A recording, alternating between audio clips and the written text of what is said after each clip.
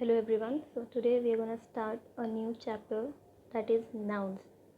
So what is noun? Noun is a naming word that is used to name living beings, places, things, ideas and feelings. In short, we can say noun is a naming word. For example, Jamshedpur, it's the name of a place. India, name of a country. Box, pencil, these are the name of things. Anger, happiness, these are the name of a feeling. Times of India. Telegram, these are the name of a newspaper. John, Ria are the name of a person.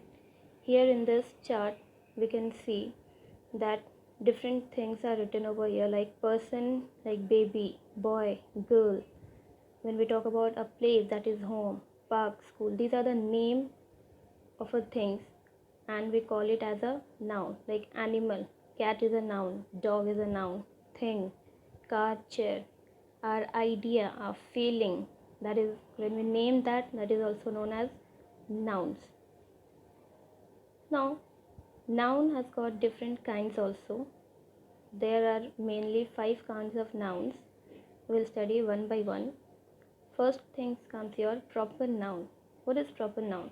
Proper noun is a name of a particular person, place, organization or a thing. When we particularly talk about a person, place or organization, that is known as proper noun and it begins with a capital letter. For example, Sachin Tendulkar. It's the name of a particular person. Mumbai, India, Times of India. These are the example of proper noun. In this chart, we can see the proper noun like Jupiter, Taj Mahal, Easter. These are the naming words.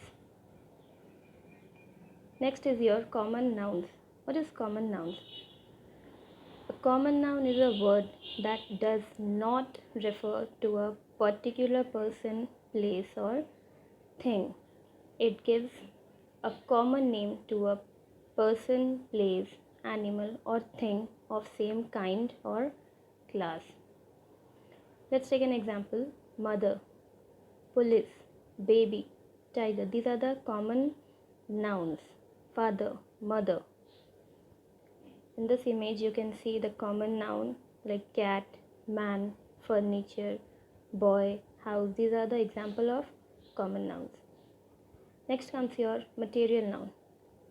What is material noun? Noun that name materials or substance that we see and touch or are ingredients for making things are called material noun. Example, gold, silk, plastic. For example, furniture. Furniture, how it is made up of? It is made up of wood. So for furniture, the material noun is wood. Let's take an example. This chair. This is a chair. It's a common noun, but it is made up of wood. So wood is a material noun. Cardboard, bricks. Like this house. House is made up of bricks and cement. So brick and cement is a material which is used to make this house. Book or notebooks. It is a common noun, but it is made up of paper. So material which is used over here, that is paper, so it is a material noun. Next comes your abstract noun. Abstract noun is a name of an idea or concept, quality, feeling, some state or thing which cannot be touched or seen. It is intangible, it is tangible. For example, sweetness, honesty, anger, bravery. These are feelings which cannot be touched or it cannot be seen. We can only feel these things. See this example like friendship. Friendship we cannot touch or see. We can only feel. A childhood memories, bravery, anger, favorite. So these are the feelings and it got a name. That is why it is known as abstract noun. Now see how abstract nouns are formed. Abstract nouns can be formed by adding suffixes such as ry, ness, ship, ity, meant, tion, and so on. When these suffixes get added to the root word, then the new word what is formed, that is known as abstract noun. For example, brave. Brave is a root word and we have added ry as a suffix, so the new word which becomes, that is bravery. So bravery is an abstract noun which cannot be touched or seen. Like friend, once we add ship as a suffix, it becomes friendship. For common nouns, enemy is a common noun, but once we add ity as a suffix, it becomes enmity, and this is your abstract noun. For adjectives, able, here we have added suffix ity, it becomes ability. For verbs, grow, we add th as a suffix and it becomes growth. Invent, once we add tion over here, it becomes invention and we call it as an abstract noun. Next is our collective noun. What is collective noun? Nouns that name a group or a class of similar things or person taken together or spoken of as one whole is called a collective noun. Means here we give a name to a particular group or a similar things. For example, a suite of rooms, a litter of puppies, a crew of sailors, a herd of cattle or deer, a bouquet or bunch of flowers. So collectively, the collection or a group of flowers is known as bouquet or bunch. Collection of rooms is known as suite, and so on. Here in this image you can see the few examples of collective noun, like group of singers is known as choir, group of tourists is known as flock, group of dancers, troupe, and so on. Next comes your countable noun. What is countable noun? Countable nouns are for things that we can count using number, that can be counted, and they have singular and a plural form. You should remember this thing. The singular form can use a determiner a or an.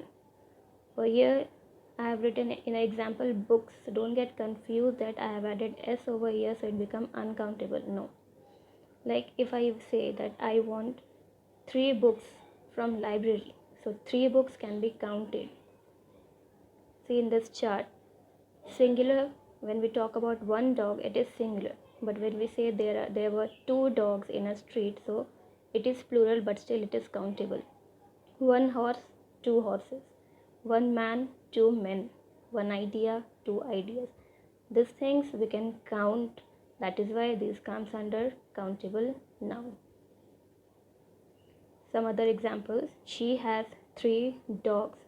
With dogs, s is added as a suffix, but still we can count it because the number is given, that is 3. I own a house. How many friends do you have? In friend, s is added, but still it is countable. Why? Because we can count how many friends do we have.